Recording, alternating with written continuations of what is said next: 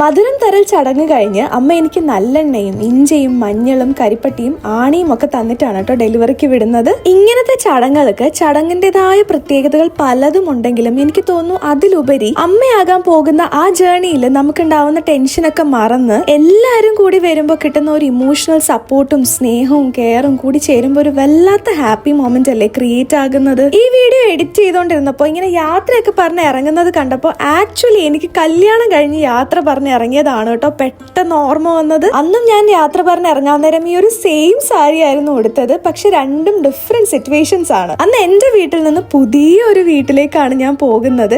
ഇപ്പൊ തിരിച്ച് അവിടുന്ന് എന്റെ വീട്ടിലേക്ക്. സാധാരണ പെണ്ണിന്റെ വീട്ടിലോട്ടാണല്ലോ നമ്മളെ കൂട്ടിക്കൊണ്ട് പോകുന്നത്. പക്ഷെ ഞാൻ പോകുന്നത് ട്രിവാൻഡ്രത്തെ ഫ്ലാറ്റിലോട്ടാണ്. അതെന്താന്ന് വെച്ചാൽ ഒന്ന് ഞാൻ ട്രിവാൻഡ്രത്തെ ഹോസ്പിറ്റലാണ് കാണിക്കുന്നത്. അപ്പൊ നെക്സ്റ്റ് ഡേ എനിക്ക് ഡോക്ടറിനെ കാണാനുള്ള ഡേറ്റ് ആയിരുന്നു. അപ്പൊ കൊല്ലത്ത് നിന്ന് ചങ്ങനാശ്ശേരിയിലെ എന്റെ വീട്ടിൽ പോയി അവിടുന്ന് വീണ്ടും ട്രിവാൻഡ്രം വരെയുള്ള ട്രാവല് നല്ല ഹെക്റ്റിക് ആകും. അതും ഈ ഒരു സിറ്റുവേഷനിൽ കുറച്ച് റിസ്ക് കൂടിയാണ്. അതുകൊണ്ടാണ് ഞങ്ങൾ നേരെ ട്രിവാൻഡ്രത്തേക്ക് പോയത്. ഏകദേശം 4 മണിക്കൂർ എടുത്തു നമ്മൾ അവിടെ നിന്ന് ഇവിടെ വരെ ട്രാവൽ ചെയ്ത് വരാൻ. ബിക്കോസ് ഒന്നാമത് നമുക്ക് പതുക്കെ വരാൻ പറ്റത്തുള്ളൂ. രാവിലെ എണീറ്റ് പൊങ്കാലയിടല്, അത് കഴിഞ്ഞ് മധുരം തരല്, ഊണ്, പിന്നെ ഇത്രയും ദൂരമുള്ള ഒരു ട്രാവല്, അതും ഈ ഒരു സാരി കൊടുത്ത് ഞാൻ ശരിക്കും പറഞ്ഞാൽ എക്സ്ട്രീംലി ടയേർഡ് ആയിപ്പോയി. പക്ഷെ എന്ന് പറഞ്ഞാലും ഇതുപോലത്തെ മൊമെന്റ്സ് എപ്പോഴും ഒന്നും ഇല്ലല്ലോ. അപ്പൊ എൻജോയ് ചെയ്യാം.